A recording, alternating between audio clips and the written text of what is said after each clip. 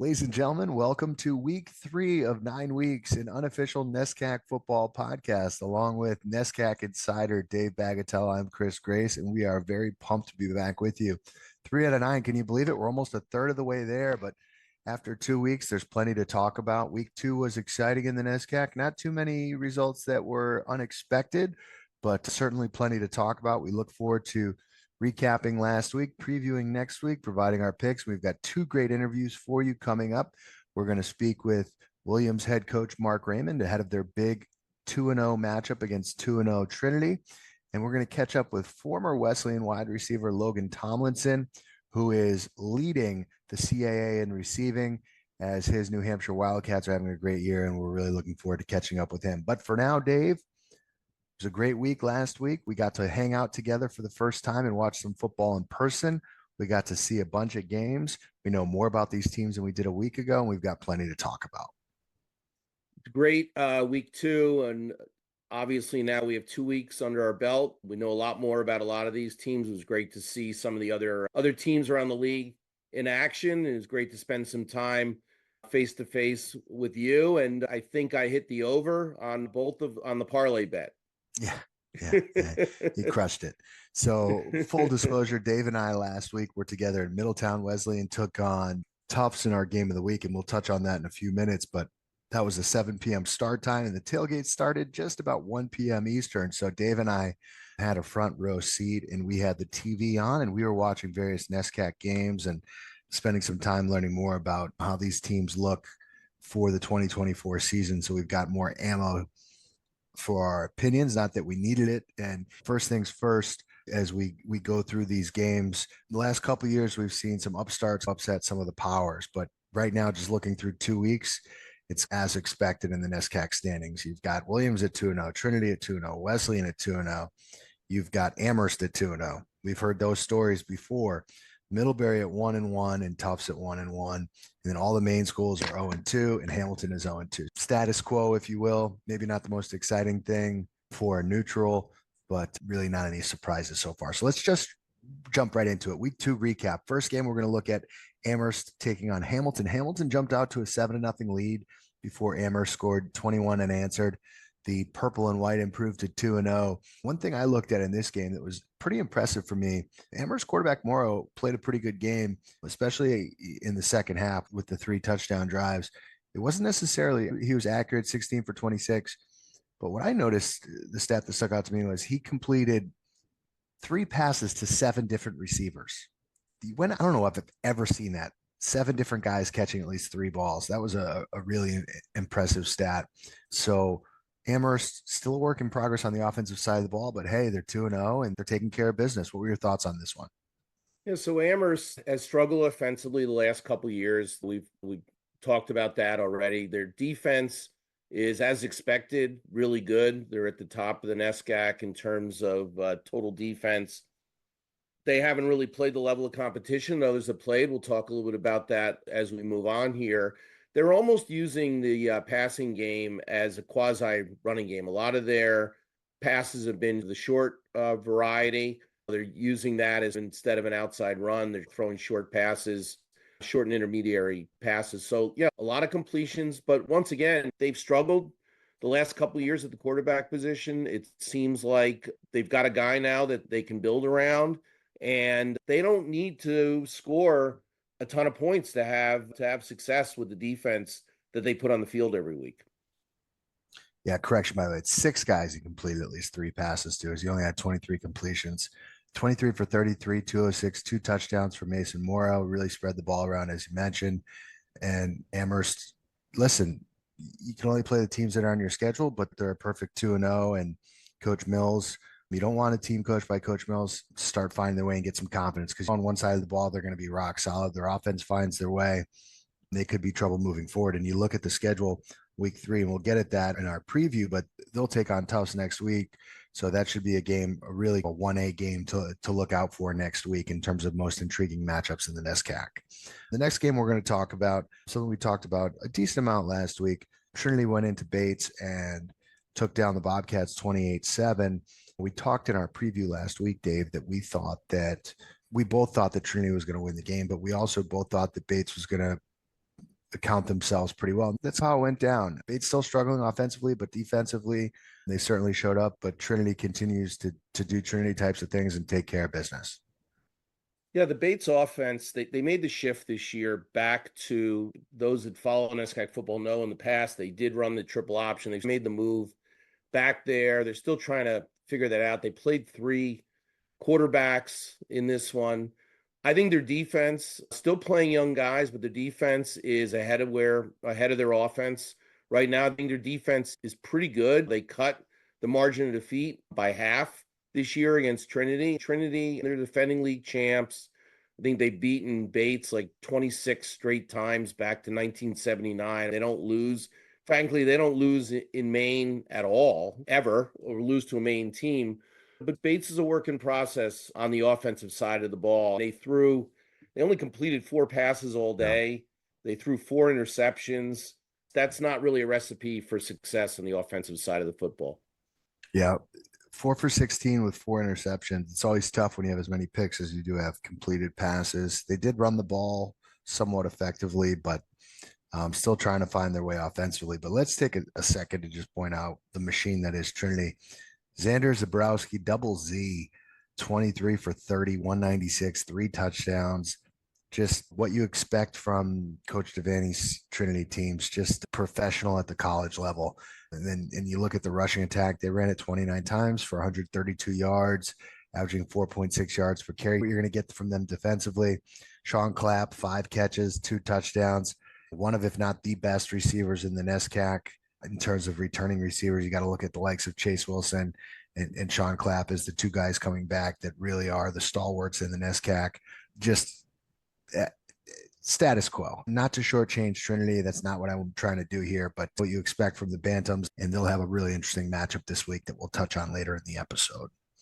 Yeah, the interesting thing with Trinity, they're bringing a new quarterback, 5th-year starter. He seems to have It's a little bit of a different player than Feder was. We're talking about the Polish Hammer, of course, Zabrowski, and he's getting it done. But the most impressive thing to me is they have the all-league tailback, right, in DiNapoli, right? Very good player. Yep. And they somehow find another guy, Jack Tassone, who is rotating with DiNapoli, and he's putting up better statistics than DiNapoli is. So just incredible how they just seem to always reload, find the next guy, and they just keep coming at you. But once again, hats off to Bates for at least keeping this somewhat respectable. And I think that Coach Coyne, as I continue to say, he's a year or two away, and 2025, 2026, watch out. Yeah, and just of note, Tassone, as you mentioned, had a big game, 76 yards rushing and a touchdown, averaging 7.6. It's Napoli not bad himself, 50 yards on just 10 carries, but he also contributes in the passing game, 6 catches for 35 yards. Just what you expect from Trinity. They're just a pro-style, balanced team, and it'll be really interesting as they take on Williams. It'll be their first real test of the season. We'll see where the Bantams are at through 3 weeks in the NESCAC. Next game we're going to talk about was one of the games we circled last week, Williams and Colby, and the final score was 24-19, Williams winning in Maine. It was an interesting game in that Williams jumped out to a 14-0 lead.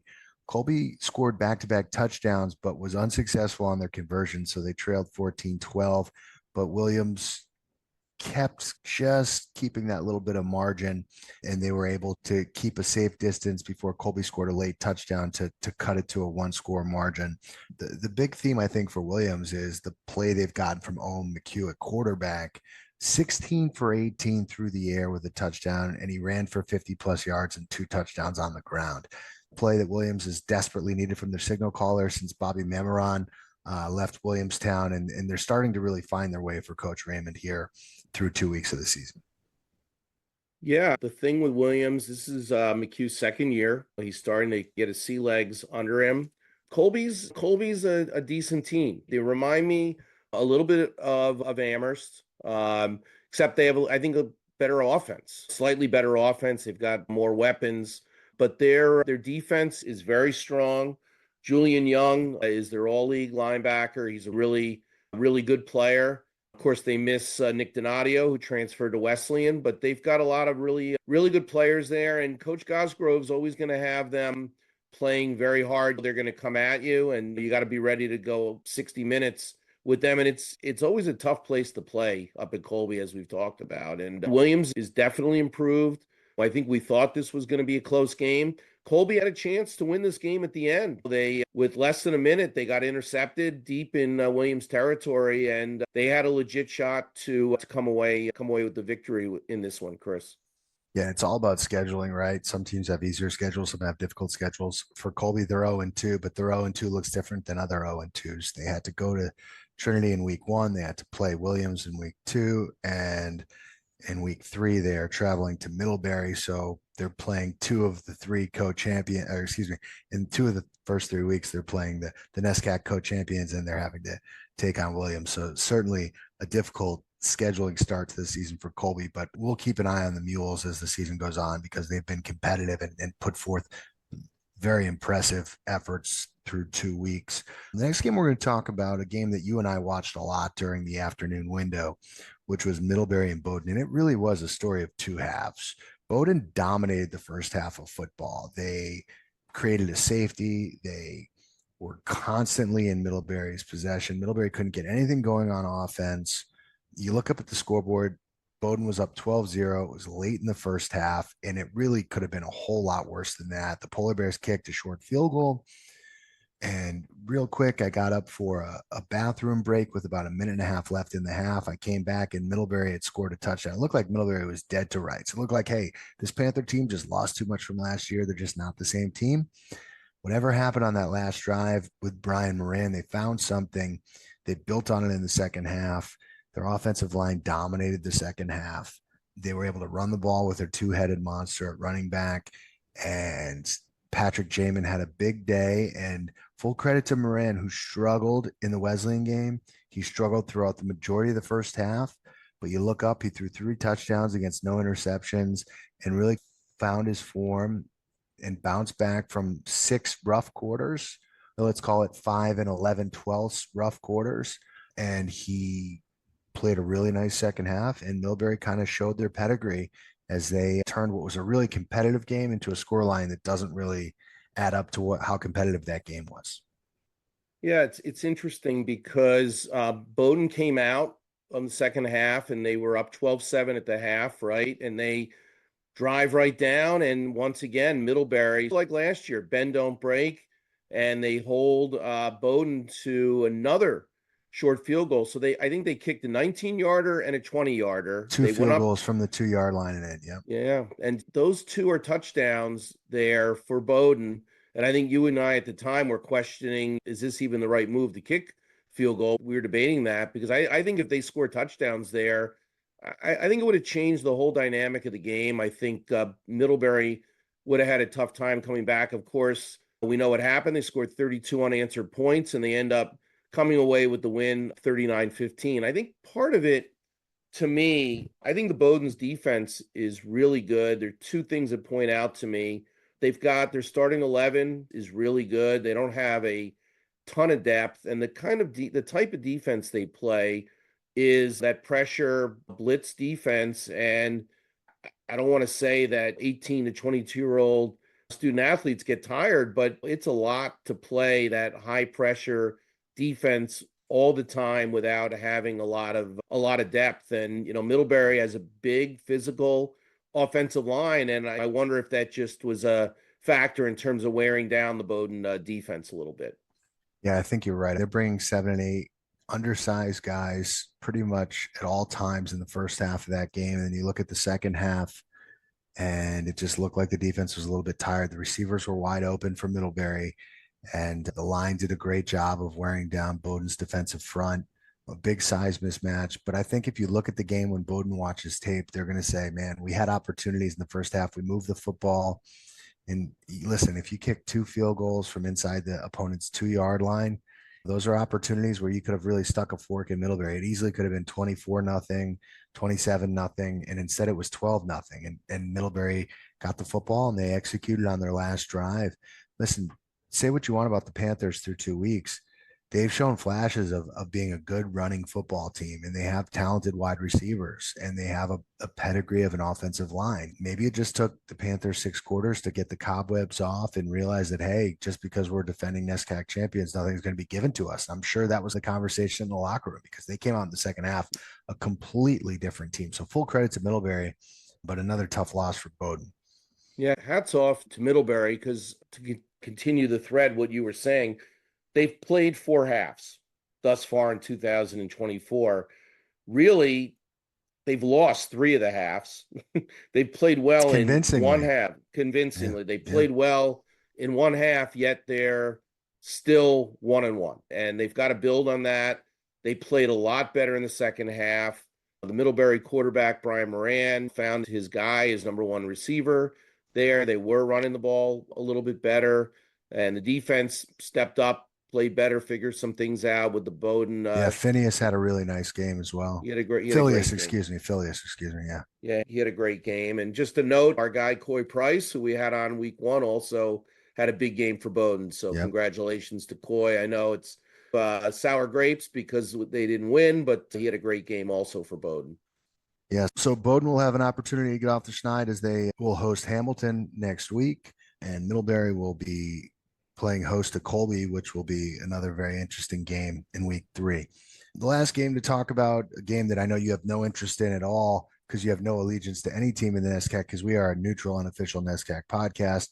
But under the lights at Andrews Field at Corwin Stadium, Wesleyan took on Tufts, and 6 hours of anticipation. And the first play of the game, 75 yards. Nico, who we had on our show last week, connects with Chase Wilson, and we're thinking, all right, here we go, fireworks. But that's not really what ended up happening. It really was a defensive struggle between two teams. This is a Wesleyan team that has offensive playmakers, but is still a work in progress, I think, replacing some talented guys on the perimeter, and a Tufts team that has a very talented quarterback who's trying to find skill players they can lean on. And you saw flashes of some really impressive guys, but it really was a defensive struggle camouflaged into kind of some offensive fireworks along the way. It was a very entertaining game, but one of the more intriguing statistical games I've ever seen, something to the extent of at the half, Wesleyan was leading at the half. I think it was 13-9, and Tufts had ran 45 plays and Wesleyan ran 25 plays in the first half. Tufts had 10 first down and Wesleyan had 2 first downs in the first half. And the jumbos, what we talked about with Bowdoin, didn't take advantage of those opportunities. And when Wesleyan was given opportunities or created opportunities through turnovers and through special teams plays, the Cardinals took advantage of those opportunities. And that was really the difference in the game. Yeah, it was what we expected. It was, frankly, it's what I expected last year too, but we know how that worked out up at Ellis Oval for Wesleyan. These games, as we've talked about, have generally been really close, usually a score or less. And I thought we were headed that way with this game. I thought when Wesleyan went up 20-9, they went up by 11. I thought they were going to need that one more touchdown. I thought they were going to have to get to 27 to get enough cushion, because let's face it, with that quarterback, with Michael Berluti, he can very talented. He can score at will, and they've got a lot of talent on offense. But it turned into sort of a defensive battle, almost like a heavyweight boxing match, championship boxing match. Two talented teams going out under the lights. I think the atmosphere, as we thought, was really, really excellent. Really kudos to the Wesleyan student body and all their supporters for coming out and en masse and really supporting the team. It was a great atmosphere. It's awesome watching football played kind of old school on the grass. Only school in the NESCAC that still plays on grass. Oldest continuously used college field in America. So that's pretty cool too. So it was just it was a great night, and really, look, Tufts outgained Wesleyan. They out first down Wesleyan, but Wesleyan didn't give up a touchdown to that high-powered Tufts offense. Hats off to the defense. I think Wesleyan has only given up 1 touchdown all year in 2 games. So really, defense continues to play well and congratulations to Coach Sheeks and his entire defense on the win. Yeah, something that really stood out to me just from the perspective of calling the game, and I call the game from atop the press box, so I have a really great vantage point of seeing players run in and out of the game. What was really noticeable to me is basically on third down, Wesleyan's kind of making like hockey line changes where they're bringing 5-6 guys into the game, and they were doing it throughout the game. They have great depth on the defensive side of the ball. I was impressed with Tufts. I didn't know what to think about their running back stable, but they showed flashes. I thought Shapiro showed flashes. I thought Raymond showed flashes. I thought that Rios was very impressive as a receiver, and I think they'll continue to get better as the season goes on. Obviously, Berluti, incredibly talented. Speaking with Mike Whalen, Wesleyan's former head football coach, who's on the call with me, very impressed with the way that he manages the offense. He has a great idea of what he's seeing. He's an orchestrator. He's pulling the strings the whole way. Really knows what he's doing. Couple missed opportunities for Tufts in the passing game. I'm sure Berluti would like to have back. Missed a couple shots, but really was a game of inches. I'm sure Coach Savetti, watching the tape, it's a game that he probably thinks realistically at halftime they probably should have had the lead, and they didn't, and that was the difference. This is a guy, you're talking about Berluti, Chris. He's killed Wesleyan in the past, and he was less than 50%. He was 16 for 41 on the day. He threw a pick. He had no touchdown passes. He was sacked a couple times. But if you watch the game, you wouldn't have felt like those were his numbers because he had a feel. There's a level of confidence he brings, and they just weren't able. They put drives together, but they weren't able to find those home runs. They weren't able to find the back-breaking plays. And Wesleyan obviously hit a 75-yard pass in the first play of the game, did basically nothing the entire rest of the first half. But for Tufts, unfortunately, the turnovers came for them in special teams. And you take away Berluti's last interception, which was pushing the issue, trying to find points when they were down by 2 scores. They fumbled a punt late in the game, and they had a punt blocked. And that was the difference in the game. Wesleyan blocked a punt, turned it into a touchdown late in the first half, really when all the momentum was with Tufts. And as Tufts was trying to come back, they roughed the punter and fumbled the punt, which is about as bad of a sequence as you can have on special teams. If you're punting in a 4th and longer than 5 and you hit the punter, it's a roughing, that's bad. In the same sequence, when your punt returner fumbles the football inside his 20, that's worse. And that's what happened for Tufts. So full credit to Wesleyan. Listen, this is a defense on 3 levels. It's very impressive. I think the Cardinals pass rush could still, and it'll probably get there. They were solid. Their defensive front was solid, but the second and third level for the Cardinals, very impressive, and the best that I've seen from them in the 6 years that I've been covering the NESCAC and football. I want to point out Ben Carbo, linebacker for the Cardinals, whose job was not only to play middle linebacker, but also to half spy Mike Berluti. 11 tackles, 2 sacks, and he really prevented. I think Berluti got loose maybe once or twice. That was pretty much it. Carbo was everywhere, sure tackling. And Jake Edwards, who missed last year with injury, made a couple of big plays for Wesleyan, which was great to see as he came back to play a 5th year for the Cardinals.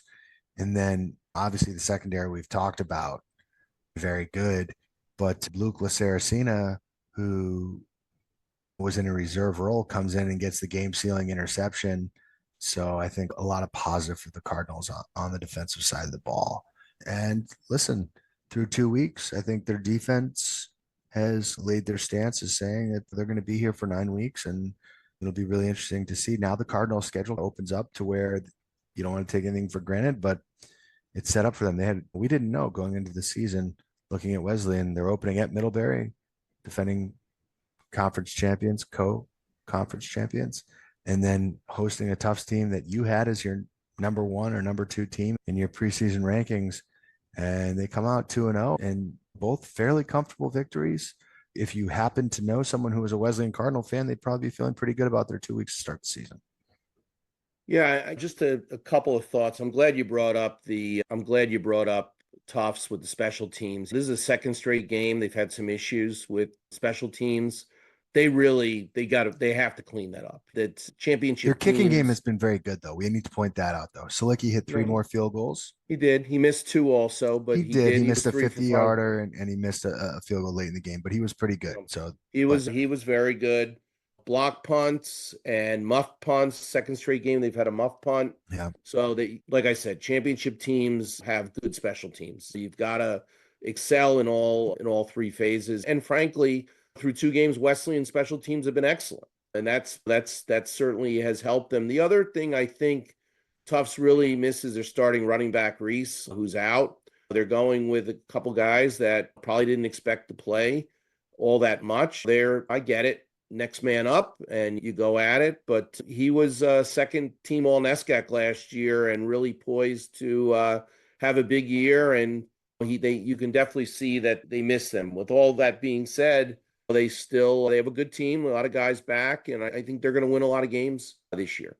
It'll be very interesting to see what happens when Tufts takes on Amherst this weekend. And we'll tell you about that as we will bring you our power rankings, and we'll also preview week 3, and we'll do that for you in just a bit. We'll be back with more 9 weeks NESCAC Football Podcast. Of course, it's unofficial with Chris and Dave right after this.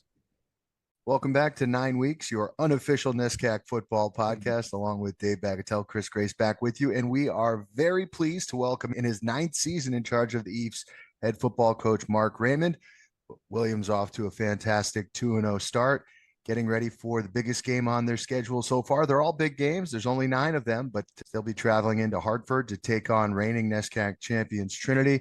Coach, welcome to our podcast. I'm sure you're excited for your start and excited for your team, but first and foremost, how are you feeling about where your team is at this point in the season? Obviously, you've won both your games, but how do you feel your team is prepared as you get ready to head into Hartford? Yeah, hey, first of all, thanks guys for having me on tonight. I really appreciate it.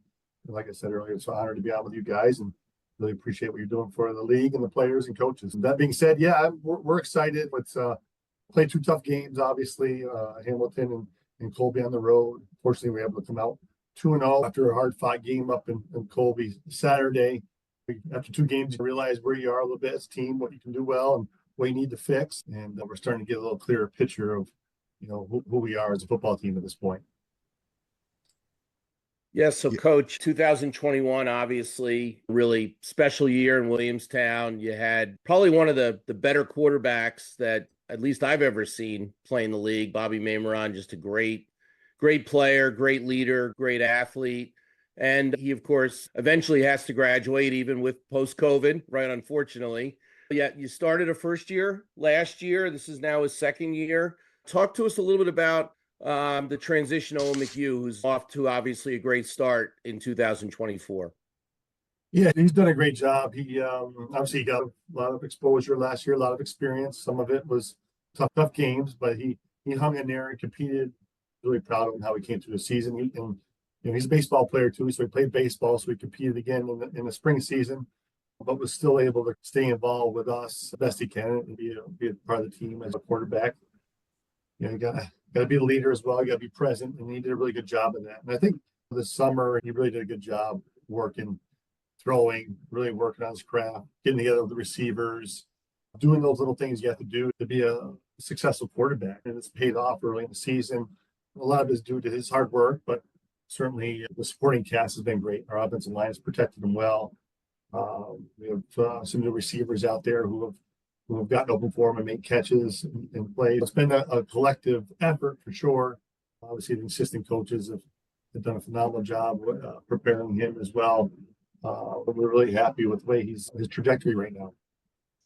Yeah, and you look at the numbers he had in week 1, obviously throwing the 5 touchdowns, and then last week, incredibly efficient, 16 for 18, I think, through the air, but really making a big contribution on the ground as well. How important is it for your offense to have him be just as much of a threat on the ground as it is to be an efficient passer? I'm sure you love the efficiency that he's providing throwing the football, but also contributing with 2 touchdowns on the ground and being a force. How important is that for the balance of your team? Yeah, it's been great. As you guys know, we've lived in that dual threat world, especially with Bobby, who was a really dynamic runner. We did a lot of quarterback design runs and things with him. We've done a little bit less with Owen.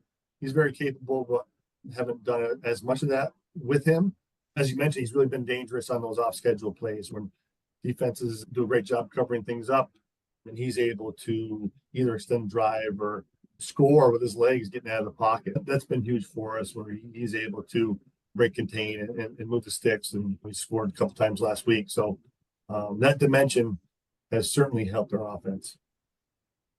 Yeah, and obviously injuries have been the thing. Last year, you had a lot of injuries, particularly in your running back position. Seems to me you've deployed a little bit more of a running back by committee this year. Is that sort of by design or just by accident? Are you trying to keep people healthy, or is it just you just have a lot of great players? You're just trying to get the ball around? Probably a little bit of both, Dave. We do think we have some real capable backs, John Orris, Will Shesky, and of course, Mario. We all feel very confident those guys are going to be able to move the ball for us. So we have been spreading the carries around a little bit. They all have their strengths, and they all know the offense. They're veterans. We feel real confident in all three of those guys. And it's really good to get Mario back. But obviously, in this world, in the physical game, we're going to have to take a load off him. And John and Will can certainly do that. He doesn't have any more eligibility, does he, Mario? I hope not. Well, I feel like I've been playing against him for about 10 years. Dave, right? Dave, that's one. You owe me $20. That's I one know, week. That's right. That was a global we on behalf of the other 9 teams in the league. All right. I think he's only played against you guys once, though, Dave. I believe in his career. So. He's that's true. It's true because we play so late, but he's a great player, and we were talking about Chaminade earlier. Of course, he's a Chaminade kid too. So great player. Great 100%. player. Coach, you'll have to excuse my colleague. You can't spell Wesleyan without we, so he struggles with that from time to time. Hey, it's all fair in love and NESCAC. Little 3 runs deep. I got a guy I gotta ask you about. It's something you just don't see really at any level. We're seeing it with Travis Hunter in a little bit of a different way. But please take a second to talk about Holden Gehrig and how the situation comes about where you have a guy playing both ways. Is that something that was done by necessity, or he's just saying, Coach, just let me get out there and play as many snaps as possible? I'd love to hear the origin story and how you see his role on both sides of the football moving forward. Yeah, it started last year, Chris, when we had a couple of injuries in the secondary. He had played all year at the wide receiver spot as a freshman. And then a couple of people went down. We started getting him ready to play corner for us. And then in a pinch later in the season, we started getting him more reps at defense. And he did a great job. We put him on a lot of pressures, playing corner, a lot of man. That kind of lessened his load at wide receiver because we needed him quite a bit on defense. So when we went into the off season, we told him, hey, if you're up for it, we're gonna play you both ways. We're gonna put it on your shoulders. He's got the skill set. He's a very competitive kid. He's in great shape, and he's more than happy to do it. So when we came to training camp, we're gonna split the reps a little bit, and we're gonna play both ways. And he's done a really good job at it. And like I said, it's a credit to him, his preparation, that he's been able to do it. Is that the kind of thing where he's on a pitch count? And if so, on which side of the ball would you say he's more irreplaceable? You don't have to tell me any secrets. He's we're able to sub him a little bit more on offense with some different personnel packages. That's where he got his break Saturday. He played every snap of defense last Saturday and probably half on offense this past week. Depending on the game and what kind of personnel groupings we want to use will pretty much determine how much offense he plays. Yeah, he's a talented kid. And of course, you got another talented first year with a very familiar last name who I thought definitely need to talk about. He's had two big games coming out of course, that's Luke Mangini we're talking about. Yeah, Luke's been outstanding. He came in, was a freshman. He was physically ready to go. He's a tough, physical, strong kid. He proved right away in training camp that he'd be able to make the transition from a physical standpoint. And then the way he plays, he's very smart. He's ultra hardworking, effort guy. And he won a starting position in training camp and has played really well his first 2 weeks. That's another guy that I think from week to week, as he gains more experience, he'll get better. Yeah, he's been outstanding. Coach, I'm sure as your team continues to evolve and trying to rebuild the winning culture from 2021 and doing it with a young quarterback and some young players that we've mentioned already, how important is this week for kind of building on what you guys have done through 2 weeks to make sure that this season continues to grow, and not just result based, but how important of a test do you really think this is on Saturday? Obviously, Trinity, everyone in this league knows what kind of program, what kind of athletes you're going to be facing, but just from a mentality standpoint, how important is this weekend for your program? Yeah, it is super important, right? That's an understatement. As Dave mentioned, every week is important in this league. There's no non-conference games. You're in it from the beginning, and Trinity happens to be our next game, and they happen to be defending champions. We obviously know them very well, and they know us well, and they're just a very steady team. They're well coached. They got outstanding players, and they don't make mistakes. You have to beat them. So our guys know that we have to play at our very best. We have to get better from week 2. We got to build on what we've done so far and improve it, because Trinity is a team that is super disciplined. They have a very distinct way they play, and they do it really well. No matter who's in the driver's seat or who's in playing the tackle for them or secondary, they play their techniques, and they play them really well, and they execute. You have to do the things to beat them, because they're not going to beat themselves.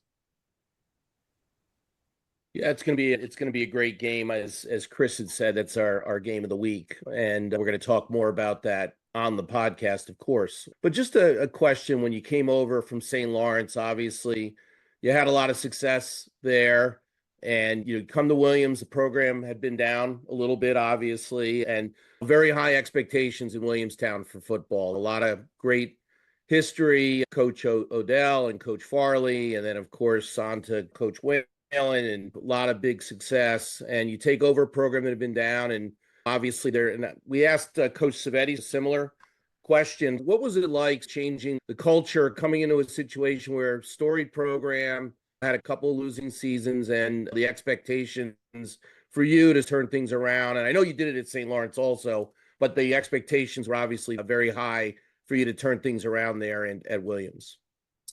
Yeah, obviously it's great tradition here. Coach Farley has unprecedented success. Coach Whalen after him. I knew I was walking into a place that the expectations were high with that tradition. We also have a lot of support here, right? Football's important at Williams, and we knew we still had the ability to recruit and bring in some really good players, and to bring in a good staff. So I think the important thing was just getting a bunch of guys who love football, who want to work hard together, and want to be great teammates. And that's what we've tried to do here. And we're fortunate in recruiting really good quarterbacks. That's important, Dave, that.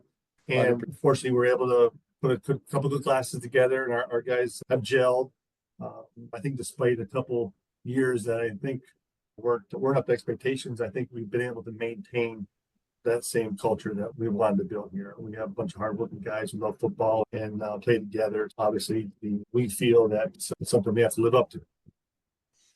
Coach, last one for me here. I ask every coach this. The program is called 9 weeks. It's what makes the NESCAC unique. It's a 9-game schedule, and there is no postseason. It ends after 9 weeks. At the end of 9 weeks, where do you see your program being? What do you see this season looking like after 9 weeks, and what would make it a successful 9 weeks? It's a great question, Chris. As us coaches are looking week to week, so it's hard to look into that crystal ball. Right now, my whole intention is that we maximize who we are, right? We play to our very best every week. I want our guys to, I tell them we got to lay it on the line every week. You got to be prepared to play against great opponents who want to beat you, who want to win. Every school in this league wants to win that football, and that makes it tough. The stakes are high. So I hope at the end of this 9 weeks, we have maximized and gotten everything we have out of our talent and out of our players. Great, Coach. Good luck this week down in Hartford. Tough place to play, tough place to win down in the Coop, no doubt. But I'm sure you're gonna give it your all. It's gonna be a great game. Looking forward to checking in on it during the day. Yeah, I appreciate it, Dave. Our guys are excited, and like I said, we're playing a great opponent down there who we have a ton of respect for, and really looking forward to a really tough ball game. We'll certainly be paying attention, but for now, we'll let you get back to your scouting. We appreciate your time, Coach. That is head coach of the Williams College Eves, Mark Raymond. Dave and I will be back with more 9 weeks NESCAC Football Podcast right after this. Thank you, guys. Welcome back to 9 Weeks, your unofficial NESCAC Football Podcast with Dave Bagatelle, Chris Grace. It's my pleasure to welcome in what Lawrence Taylor is to the New York Giants. LT Logan Tomlinson has been to the Wesleyan Cardinal football team and now a standout for the University of New Hampshire as they have gotten off to a great start, 3-1, undefeated against teams in the FBS subdivision. And they're getting ready for a big matchup against the Harvard Crimson, leading New Hampshire in receptions, putting in work over there. Logan, it's great to be with you. We are pumped to catch up with you and learn all about all things that are going on in the Granite State with LT. What's going on, my man? It's great to be here. Thank you guys for having me. We're super pumped. So obviously for people who don't know your backstory, local kid from just outside of Hartford who went to Wesleyan as a quarterback, and then a lot of great athletes. You just wanted to get on the field. You transitioned into the receiver room. I saw you when you were a freshman, and I saw you when you were a junior, and there are two different bodies. You put in a ton of work. You really applied your craft, and you became one of, if not the premier receivers in the NESCAC, so much so that you were able to graduate and transfer up to the Division I level. And you've been a starter for New Hampshire, an all-conference player, having an even bigger year this year. Talk about, because this is an NESCAC podcast, talk about your decision to go to Wesleyan and what your experience was like in Middletown, playing for Coach DeCenzo and turning yourself into a receiver, because you're a guy who was a quarterback and wanted to be a quarterback, I imagine. And if anyone saw that wide receiver pass you threw a couple of years ago, they know you made the right decision. Yeah. Yeah, absolutely. So coming out of high school, as you mentioned, played quarterback my whole life. Had an injury my junior year of high school, so that really slowed my recruiting. And had a good senior year, wasn't heavily recruited. I had the opportunity to play at Wesleyan and a couple other NESCAC schools.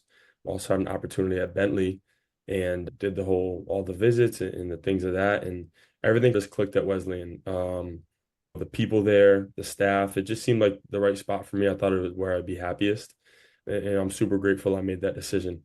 Got into Wesleyan my freshman year. It's tough as a freshman quarterback, as it is at any position. And that year we had a 2-quarterback system going on. It was Ashton Scott and David Estevez doing their kind of 1-2 punch. So there wasn't a lot of room for me in the quarterback room. So I didn't have any time that year. And my sophomore year rolled around and COVID hit. What happened was we were low on numbers. Guys take semesters off. They went home. All the craziness that was COVID. And the staff approached me and they were like, listen, will you just help us out at receiver? I know the offense is a quarterback and I have the athletic capabilities. So just for practice, reps purposes, just help us out there. So I was going back and forth for that COVID year.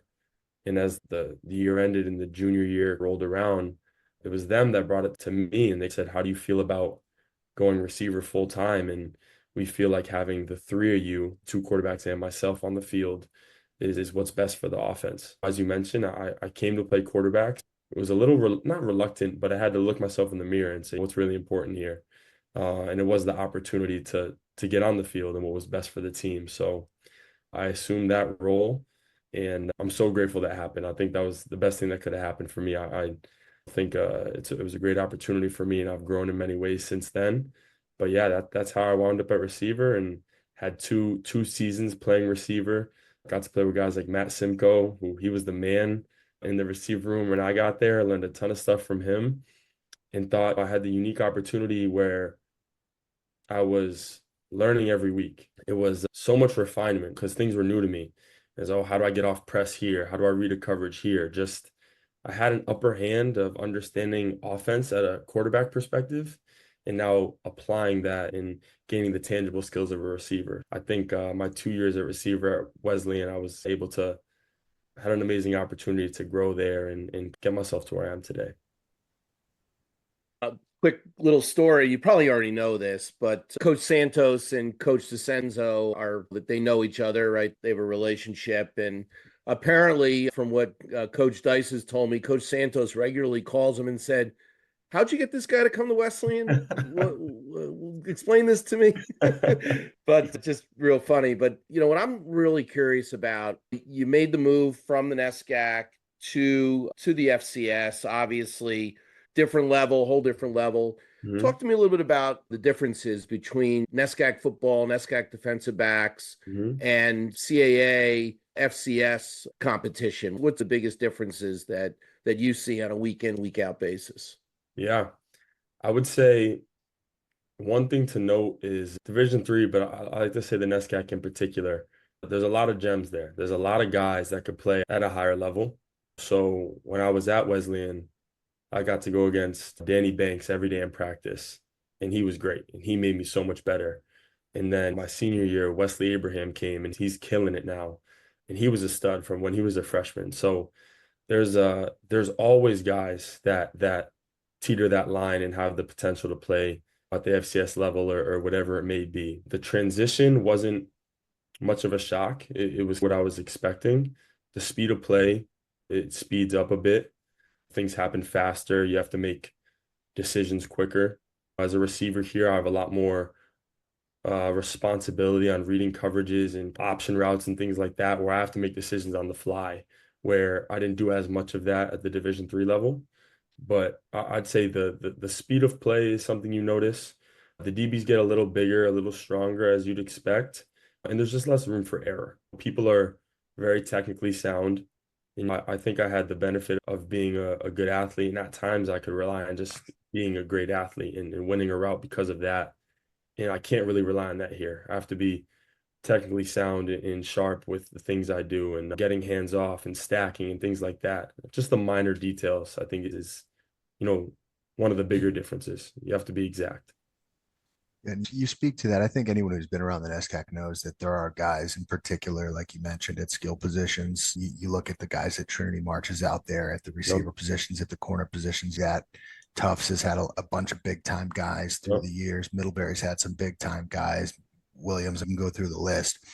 But talk about being in a locker room now where everyone has basically decided that they're making at least a 4 or 5 year career out of being a football player. Whereas at Wesleyan, there's some of those guys, but there's a lot of guys who are going to Wesleyan because they want to keep playing football and they also want to get a great education. So you've gotten both worlds. So talk about the parallel between those two things.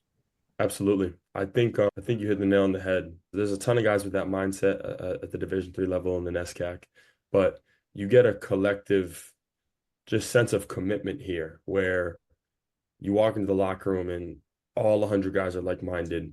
We also have the opportunity where we have more time together with spring ball and things like that. You get to build a collective culture where this is a main priority for everyone here, and people make sacrifices with their time, with what their summers look like, managing classes with the amount of hours we put in a week, film, treatment, all these things. So I think when I got here, that was an overwhelming feeling. You could feel it from the staff all the way down to the freshmen.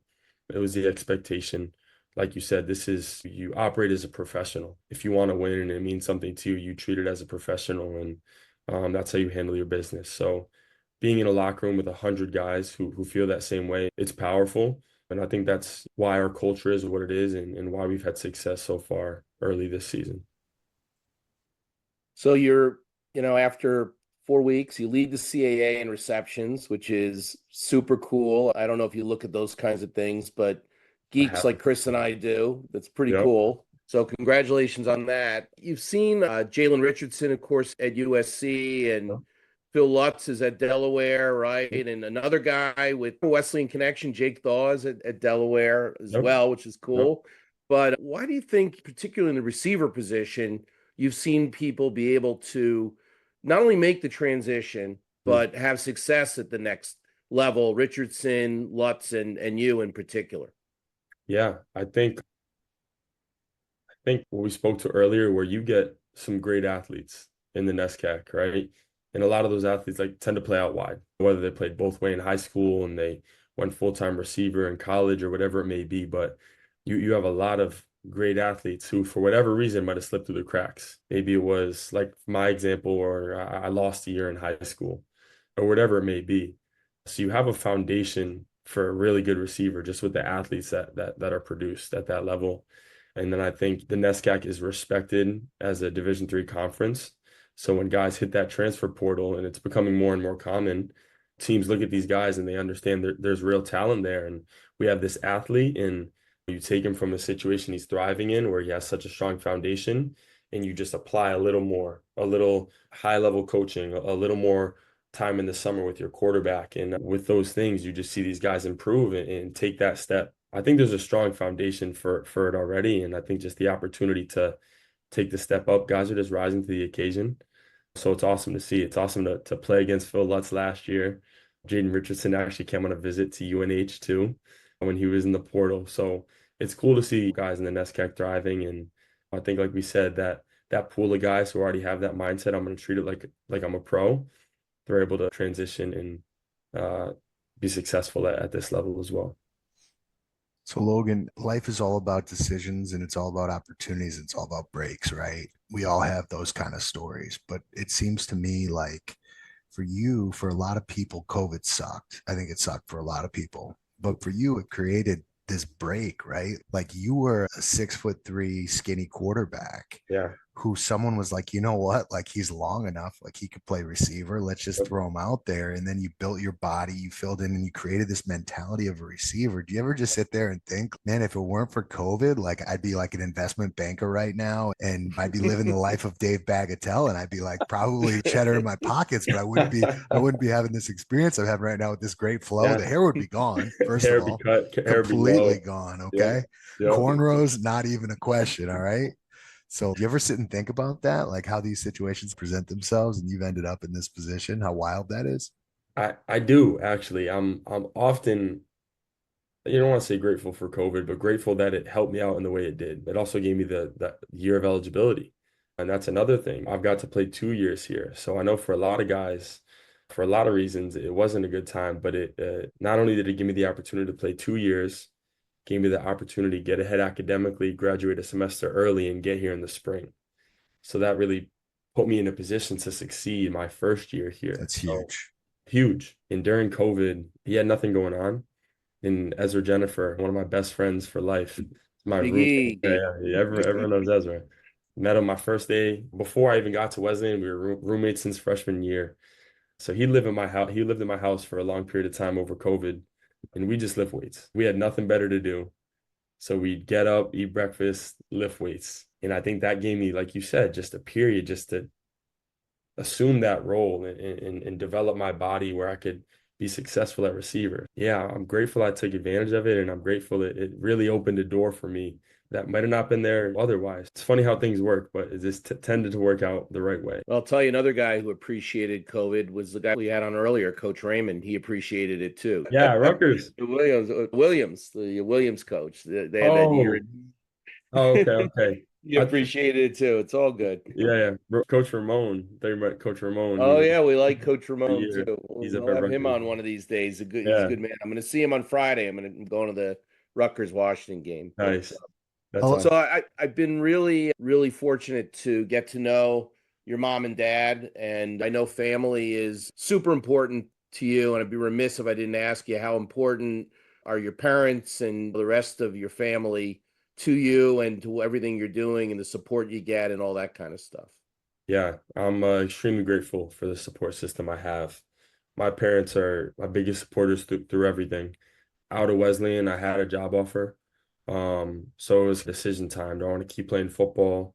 I have a job offer waiting. So it was a little bit of a stressful time. And they said, we're going to support you no matter what you decide. And they put it in my hands. And I think they're happy I made the decision I do, because now they're up here every weekend for every game, home or away. They came down to Central Florida when we played UCF. So I think they build me up and they allow me to keep chasing this dream that I am. And I'm grateful for that. The two of them, I have two older brothers. One just had his first child. That's great. Congratulations. It's great. Thank you. His first child. So he's about a week ago. So I'm an Uncle Logan. An uncle. Yep. And he's a huge supporter. My brother Ryan and my brother Evan, he's in the military. And he just got stationed up in Long Island. So this is the first time he's been in the area. So this past weekend when we played Bryant was the first game he got to see of mine at UNH. So that was really cool experience for me too. The four of them are the biggest supporters I can ask for, and they keep me going and they stand behind me with whatever I do. So grateful for that. Of course, I had to clear this interview with your agent, your mom, and by the way, what did she do with all of her Wesleyan gear? I think she's the only one who has more Wesleyan gear than I have. And she's got more UNH gear than me already. I'm sure of that. Oh, she keeps it. She still wears it around all the time, loud and proud. Your mom's the best. She's awesome. Yeah. LT, we talk about passing up. It's a tough decision. You have to decide what your passions are and when to turn the corner on being an athlete. But I guess my question is, what's next for you? Are you going to keep trying to see where the season goes and see what's next when it comes to football? Is that what your aspiration is? Or are you going to hold out for that public announcer's job that obviously we're so built for during your time working for Bobby Chiappetta back in the day? Yeah. No, that is the goal. Was that the job offer? Was it the public announcer for Wesleyan men's basketball? It wasn't. And now that Bob Chiappetta is retired, that window might be closed. I don't know. I might be fighting to get that one back. But no, that is my goal. I'm going to keep pushing the envelope as much as I can. As you mentioned, this is very fleeting. The opportunity to be an athlete is fleeting. So I'm going to keep going until I'm told no, really. I'm very nearsighted in the sense I don't like extending myself too far ahead and painting this big picture idea, but I try to put my head down, and I know what my end goal is. I want to keep playing football and just put my head down and take it day by day and do the necessary steps now that hopefully when the time comes, I'm in a position where it's a reality. I'm going to keep pushing that, and I've been blessed with some opportunities and starting to have some of those conversations with different people. So we got a long season ahead, and I'm just going to keep chipping away, taking it day by day. And hopefully that will be a reality when the time comes. Yeah, that is my goal here. Look, man, I know I can speak for both of us saying that we're super proud to know you, and we're anxiously looking at box scores and following you from not afar, but from close.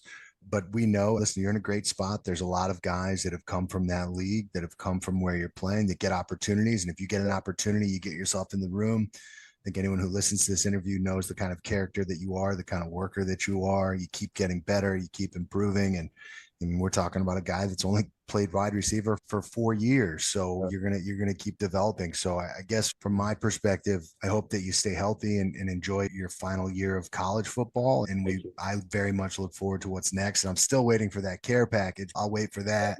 I don't know. I got to get you guys something for being on here. You're right. No, I'm just kidding. But look, I've known you forever, and I could tell from day one that you're going to be successful, whether it be with football or something else, and that's still going to be the case. So we're very excited to have you be our first alumni guest on 9 Weeks, an unofficial NESCAC Football Podcast. Absolutely, man. It was my pleasure, man. I really appreciate it.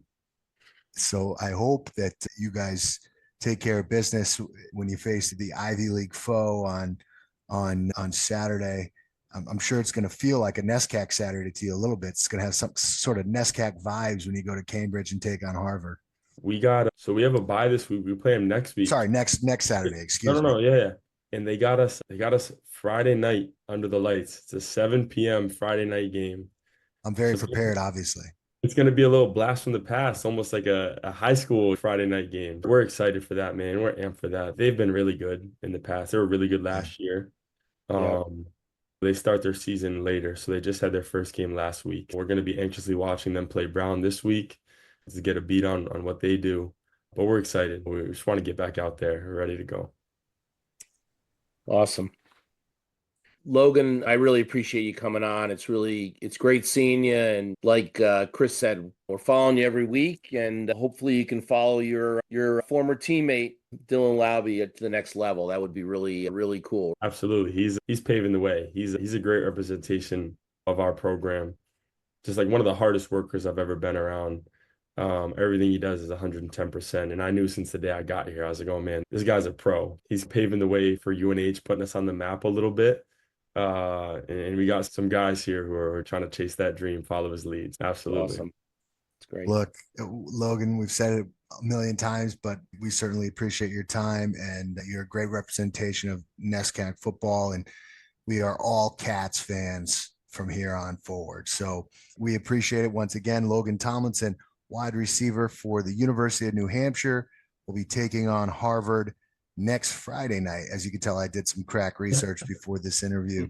Under the Lights. There's probably a curfew in Cambridge under the lights, so I'm sure that game's going to have to be over by 10 p.m. But we certainly appreciate you taking some time. We're going to take a quick break. When we get back, Dave and I will preview next week's big NESCAC games. It's week 3 out of 9 weeks in NESCAC. Be back right after this. Back to 9 weeks, an unofficial NESCAC football podcast, along with Dave Bagatelle, Chris Grace back with you. Dave, we head into week 3. We take a quick look at the power rankings. A few changes, but pretty much status quo has stayed the same. We start at the bottom. Hamilton's at number 10. They were there last week. Bates at number 9, still hanging out at number 9 from last week. Colby at 8, just the same. Bowdoin drops down a spot from 7 to 6, and Amherst jumps up from 7 to 6. So that's where our power rankings changes start this week. What are your thoughts on Amherst? Do you think that they're going to continue their upward mobility, or do you think that this is just a reflection of Bowdoin not being able to get across the line? Look, they haven't really played the level of competition yet. They play Tufts at home this week, which we're going to talk about in a little bit. So I think that they're going to have a little bit of a dose of reality up in Amherst, Mass this week. So we'll get to that, but I think they're 2-0, but I consider it a soft 2-0 at this point. Middlebury comes in at number 5 with a big second half, 32 unanswered points in Brunswick. Williams, the Eafs, remain pat at number 4. They're 2-0. We're going to know a whole lot more about Williams after this week's game against Trinity, and that'll come up soon in our preview. Tufts drops from number 1 to number 3, our biggest mover this week after their loss to Wesleyan. What are your thoughts on Tufts moving forward, and now that you've seen them in person? Do you think that the Jumbos are going to be in the middle of the pack, or do you think that they're going to find their way at the top of the NESCAC standings? So I think they're going to be in the mix at the end of the year. I think they're going to win their fair share games this year. They're always really good at bouncing back after losses. I think they're 3 in the last 2 years after doing that, 4-1 after the last 3 years. So they're a good football team. They're well coached. Coach Savetti does a good job. They've got one of the better quarterbacks in the league. So I think they're going to be in the mix at the end of the day. This feels like a league where I don't want to say there's parity, because I think there's still a strong group of teams, and I think there's still a weak group of teams. But I think that within that strong group of teams, in my mind, being Trinity, Wesleyan, Tufts, Middlebury, I feel like anybody could beat anybody on any given week among those 4. Wouldn't be surprised to see the league champ be 8-1. I hope we don't end up with a tie again. We can give our thoughts as we get closer to the end of the season on that rule, if you will. Well, we are an unofficial NESCAC podcast, so we have no connections to the decision making on such things, but I hear what you're saying. Clarity would make sense. One thing I wanted to point out real quick when we're talking about Tufts, I broadcast the game. I saw it firsthand. I just wanted to point this one thing out. At the end of the game on Saturday night, it's a night game. It's 10:30 at night. It was a 3.5 hour game. The players are all on the field, everything else. Coach Savetti made his way through the line, and all the players and coaches and fans are migrating onto the field. And he went out of his way to find Nico Candido and shake his hand. Just really speaks to the quality of person Jay Savetti is. And I saw it, and it impacted me. So I just wanted to point that out. That's a quality human being. As we know, we spoke to him last week. He's a really impressive guy, but I noticed that. I just wanted to make a mention of that. It was very impressive to me that he did that. It would have been easy for him to just shake hands with Coach DeCenzo and leave the field, but he wanted to give credit to Nico for battling through what was a really hard-fought game. So I wanted to point that out. And I thought you were going to say he sought you out for thanking you for the great interview that we did of him last week. So. No, you know me. I stay completely anonymous at those things. No one knows who I am or where I am. I try to hide underneath the floodlight. I'm looking here, and I'm seeing during your power rankings 4 first-place votes for the number 2 team, 6 first-place votes for the first team. My question is, who has these first-place votes? Yeah, so it's the NESCAC Man Consortium. Each team in the league gets a vote. And it's a secret poll done every week. And look, Trinity was ranked ahead of Wesleyan. So that's what I was going to say. Tell the fans who got the votes. Yeah, Trinity's our number 1 ranked team, and with 6 first place votes, and Wesleyan is number 2. Trinity was ahead of Wesleyan in the standings. And frankly, I think the way the voters feel is until Trinity shows us that they can lose, they deserve to be in the first spot. Now, the next question is, how does a young upstart Christopher Grace get a vote in this annual tradition, which is the weekly poll? We'll have to talk about that offline, Chris. Listen, I'm working my way up. Not there yet. Maybe I'll get. You were at the tailgate at 1:00, so that's a start. Was that the entire consortium? No, the consortium goes beyond. They're scattered throughout the league. We'll leave it at that. Okay. There's a lot of. I was speaking to the Tufts voter today, in fact, actually. So there's a lot of hidden information here. Okay, I'll dig in deeper. All right, so we got Trinity, who's going to be playing host to Williams in 2-0 versus 2-0 matchup. I believe, if I'm correct, that is our only matchup of Trinity and Williams is our only matchup of unbeaten teams in week 3, if I'm correct. I believe I am. I'm looking at it right now. I am. So that'll be a big matchup in Hartford, and we will preview week 3's games, focusing in on that Trinity Williams game. And we are now shockingly at week 3. Time for the predictions. Dave, full disclosure, you got me last week. We disagreed one time. I was feeling really confident for 29 minutes of that one, and then it went out of the way. So unofficially, Dave Bagatelle with a 1-game advantage on Team Grace, but that's okay. We'll work our way through this as we do our week 3 predictions. First game we're going to look at, there's realistically, I think, week 3, there's a lot of impact here because there's teams that are battling for their first victory. There's teams that are trying to establish themselves as upstarts, and there's teams that are trying to establish themselves as the clear favorites for the NESCAC as we move forward. So the first game we're going to look at is Amherst, who's 2-0 against Tufts, who's 1-1. Amherst coming off of a 21-7 victory over Hamilton. They're 2-0 on the season, but they are going to face their stiffest competition. It's going to happen in Medford as the Jumbos let's get back on track. I'll defer to you on this one. How do you see this one going in Medford, Mass? It's an interesting game. Both teams come in. Amherst comes in undefeated. They haven't faced a level of competition, obviously, that Tufts has. Tufts plays very well at home. It's actually a fairly unusual, at this point, day game at Ellis Oval. Amherst, once again, really, really good defense. Their defense is ranked first in the NESCAC, but as they have in past years, their offense is challenged. Their offense is ranked 8th. Meanwhile, they're going to be facing the number 1 ranked offense in Tufts. Tufts plays pretty good defense themselves. I think this is going to be a relatively low-scoring game, but I think just Michael Berluti, a quarterback for Tufts, playing at home. The Tufts is really good after they lose 3-0 the last 2 years, as we noted earlier. I just feel like Tufts has got too much. I think Tufts wins this one by a couple touchdowns.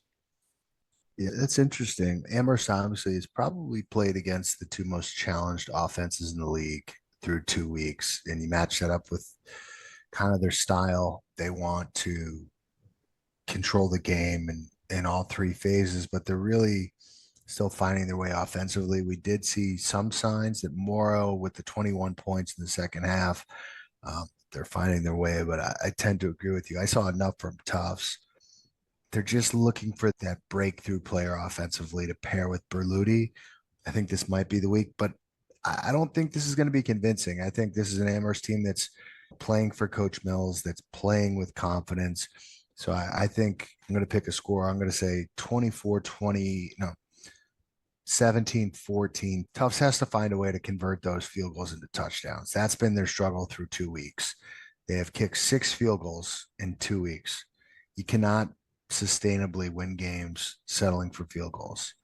Not in the NESCAC. I agree. Not at any level. And you run 45 plays in the first half and settled for 3 field goals last week. They had a similar experience against Bowdoin. They've got to find a way to create some big plays on offense because the pieces are there. They've just figured it out. So I think we're aligned there, but I'm going to be interested to see how Amherst shows up against a top tier team. And we'll know more about both teams, I think, after week 3. Next game, we're going to look at Hamilton and Bowdoin. 2 teams looking for their first win. Hamilton was competitive against Amherst. They took a lead at halftime. They were up 7-0 in Clinton, but could not find anything on the offensive side of the ball in the second half. And Bowdoin has played 2 weeks where, listen, they could be 2-0, but they're staring at an 0-2 with some experience, but just really Bowdoin struggled creating big plays on offense. Their defense made enough plays. They did enough things for Bowdoin. They're rotating quarterbacks at times. Then they stuck with one quarterback throughout most of the second half. They just really struggled finding big plays on offense. So how do you see this one going? I've now watched Bowdoin. I've watched both of their games, and I think they play really hard for Coach Hammer. I like their defense a lot. I think that they can be exposed against the better teams. As we had said earlier, tough to sustain that sort of high pressure blitz defense for 4 quarters against a really good team or the better teams in NESCAC. But I think against Hamilton, I think they can get away with it. And I think they're going to have a bunch of sacks against the Hamilton offensive line. And I think Bowdoin has enough on offense that against a team that's maybe a little bit less competition than what they've seen so far. They've played Tufts and Middlebury, 2 of the better teams in the league. They held their own, at least for part of the game. And so I feel Bowdoin gets win number 1. This is one of those games where you have 2 0-2 teams coming in. So I think Bowdoin gets their first win. They're playing at home. And I feel like they're going to win by a couple touchdowns, sort of 28-14, 31-17, 31-14, something like that. That's a lot of points. One thing I would say, just watching Bowdoin, when you have a defense that creates havoc and it's unique and it creates unique problems for an opposing offense, we saw it against Tufts and we saw it against Middlebury in the first half. You have to be willing to put your foot on the pedal offensively when you get those opportunities. And they were a little conservative offensively against Middlebury, and I think it went back and it cost them. I didn't see the Tufts game, so I can't speak on that, but I imagine it was probably much of the same. Mm-hmm. They've got to find a way to create some sparks offensively when they get opportunities, because the style of their defense will wear as the game goes on. They're undersized. They are high intensity. But again, if you're going to play that way, you have to play the same way on both sides of the ball, because you have to take advantage of those opportunities when they present themselves. With all of that said, I agree with you. I think Bowdoin wins. I think it's a little more low scoring than that. I'd say 21-7 Bowdoin, but they've got to figure out an identity offensively, because they lost so much from last year and they really have been struggling to replace that on the offensive side of the ball. We move forward to the next game on our slate, and we're going to take a look at Middlebury Panther team. Comes in at 1-1. And Colby 0-2, but it's a hard-fought 0-2. I think this is a sneaky, really good game this week. Yeah, it's an interesting game. Of course, it's going to be played up at Middlebury. I don't even know, how do you even get from Colby College to Middlebury College? I told you take a bus. Yeah, I don't think there are many buses going from Waterville to Middlebury, Vermont, to be honest. They're not going to fly there, Dave. They're going to take a bus. I know how probably they're more going than one there. bus. I know how they're going there. You better have your MapQuest ready or your Waze ready. So that's all I'm saying. But they're not printing out the MapQuest, Dave. They're going to figure it out. I still print out MapQuest. It's not caribou season yet. That's not a thing anymore. I don't know. It might be. Look, I'm looking at Middlebury building on their second half of their game last week against Bowdoin. They're going to be at home. I'm sure they're not very pleased about their last performance at home. I think they have a lot to prove to the home field. I don't think Colby is a bad football team. I think they have a very good defense. I think they're still trying to figure things out on offense. They have decent quarterback in Miles Drake. They found a receiver in Duke Ferraro. Keon Smart's back as a running back. I just don't think that they have enough offensively. I think Middlebury is going to establish the run. I think they need to establish the run in order to set up the pass, in order to set up Moran passing. I know you like the running backs at Middlebury a lot. I think they're going to get those guys going behind that big offensive line. I don't think this is going to be a blowout. I think this will probably be one of our closer, more hard-fought games today, probably maybe our closest game. But I'm just thinking Middlebury at home wins by a touchdown, 4 to 7 points, somewhere in that ballpark. But I'm picking the home team again here, Chris.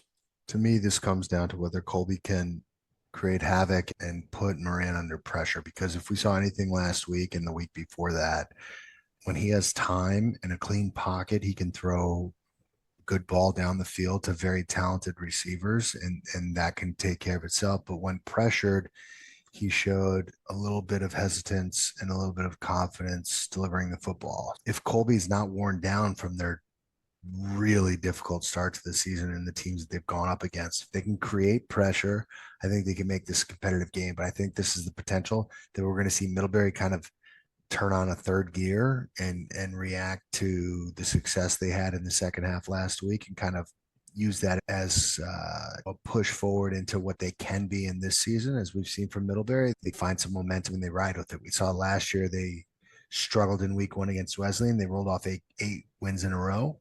And you have to wonder if the second half last week was that jumping off point for the Panthers. So I tend to agree. And I think Middlebury probably wins this game by, I'm going to say Middlebury's going to win by 17 points this week. I like Middlebury a little more comfortably than you do, but we'll see how the game goes off. The penultimate game we'll preview this week. I never miss an opportunity to drop a penultimate. So if you know me well enough, that's coming. Wesleyan's taking on Bates, and this is mentor versus mentee. This is Coach Coyne coming back to Middletown, a place that he played, a place that he coached at, as Bates tries to find their footing in their season. Listen, Bates is building. We've heard this narrative. They're struggling at the quarterback position. They're struggling at the offensive side of the ball. But when Bates plays Wesleyan, typically these games are closer than you would think. And knowing some sources who will remain unnamed, some who I'm very close to, said, you watch, this is going to be a very competitive game this weekend. So yeah, I think Coach Coyne knows the Wesleyan coaching staff very well. And despite the fact that they have some challenges offensively, I expect this to be, at least at portions of the game, a very competitive game. Yeah, so first off, Chris, I'm looking forward to talking about our game of the week, which I can't wait for. So we have one more after this. But just for the record, you didn't note this, and I'm disappointed. I was 5-0 last week with picking games. So let's just make sure I'm not a congratulator. And by the way, I'm 9-1 so far this year, so I'm off to a pretty good start. So just all you NESCAC wagers out there, just keep that in mind. But Vegas is not providing those lines, Dave. The second they do, I'll start giving you your kudos. The nice thing is, not only do I get to pick the games, I also set the line. But yeah, this is like Williams is for Coach DeCenzo, having been an alum from there. Every year he circles that game on the schedule, I think, because of Coach Coyne's pedigree, being a Wesleyan alum and having coached for many years and ran the defense at Wesleyan. This is his Williams. He circles this game on the schedule. He gets the kiddies up for this game. The players are always pumped up. I think they ratchet it up to another level. Of course, last year they played on opening night. The game was pushed up from a Saturday to a Friday night under the lights because of the potential hurricane situation. So they're playing Bates a little bit later in the season.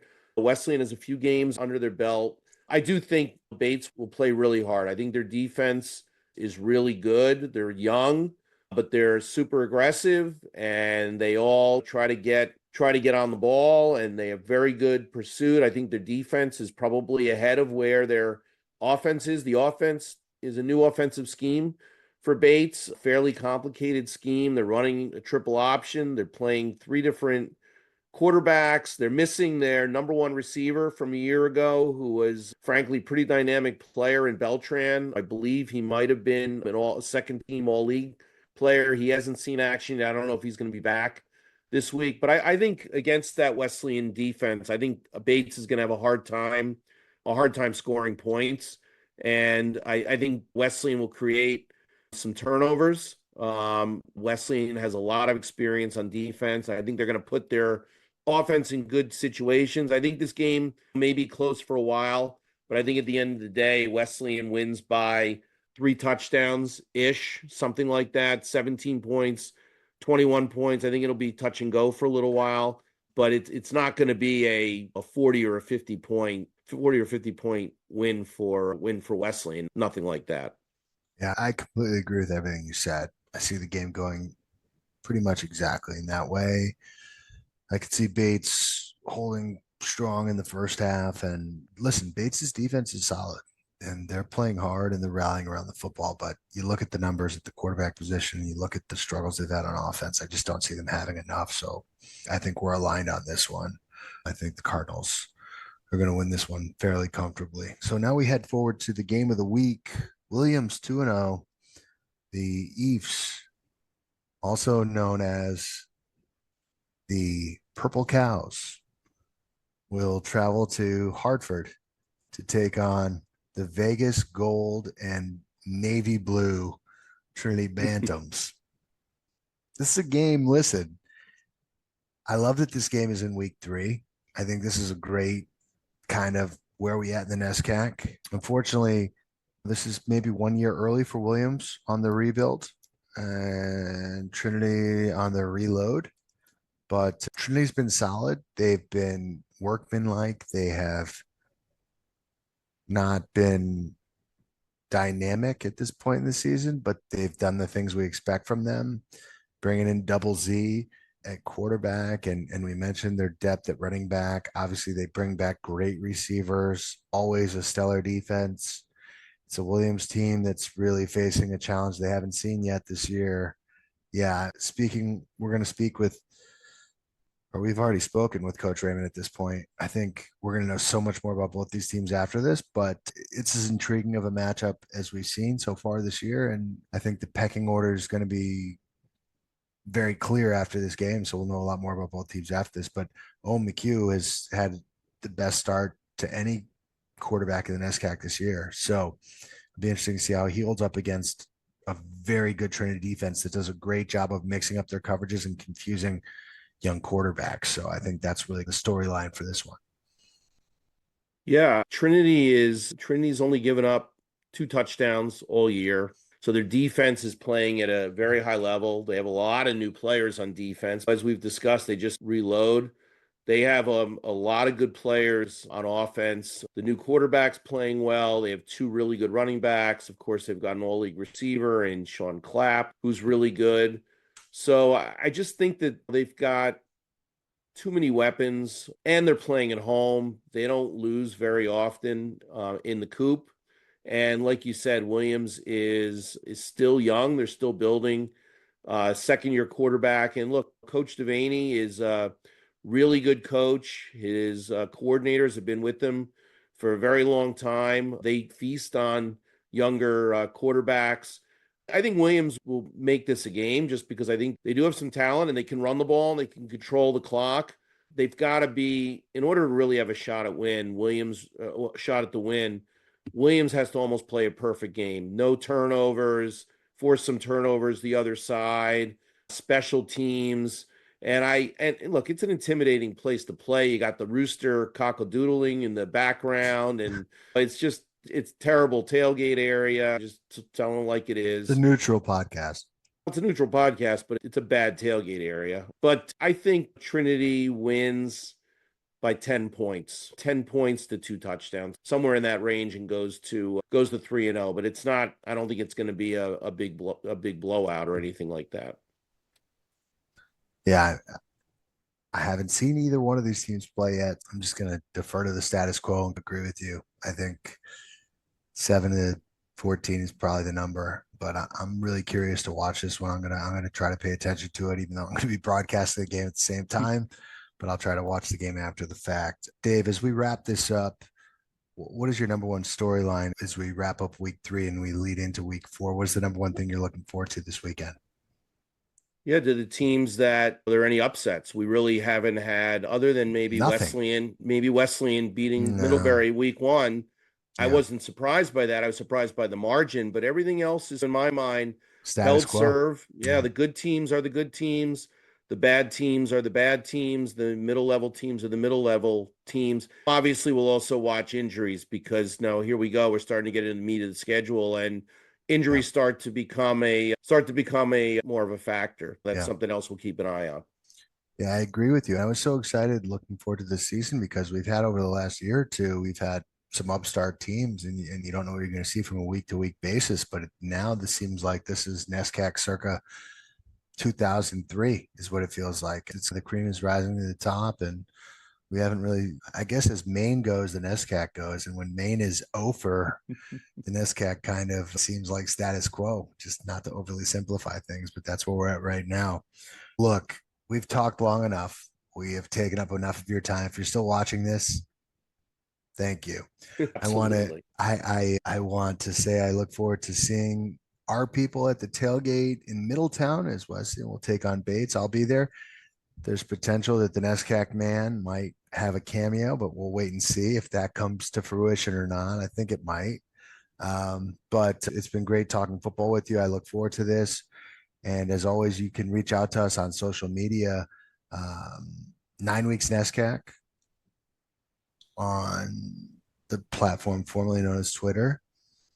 The Real NESCAC Man, also on the platform formerly known as Twitter. At Chris Grace 82 on the platform formerly known as Twitter. And we're available wherever you get your podcast. So we appreciate the time. We appreciate the feedback. It's been fun so far. And let us know what you want, who you want to talk to, who you want to hear from, because we want to bring that to you, because this is a fun little community we have here. And we're happy that we can provide an outlet for you to fill a couple of hours as you're driving a few hours to watch your kids play. We know you guys come from all over the Eastern Sea Line and you come and you drive these games. So we hope we give you a distraction for you and give you some information as we get ready for the game. So we're looking forward to that. And I want to say, first and foremost, tailgate number 1, spectacular. Food, amazing. Sausage and peppers, delish. I had some Sicilian pizza, delish. Rowan, you know what I'm talking about. I had the a Italian sandwiches in D. Come on. Very good. And my only disappointment was I had to leave before I got to have the Philly cheesesteak that was coming post game because I had to leave early. So well, it was. I'll just give you a. It was darn good. Oh, yeah, darn good. All right, I'll live vicariously through your taste buds. But that's going to do it for us for this week. But please reach out to us. We want to hear from you. For Dave Bagatelle, for Logan Tomlinson, for Coach Mark Raymond, I'm Chris Grace. You have sat through a full version of 9 weeks of NESCAC football. Until next time, thank you for tuning in. So long, everybody.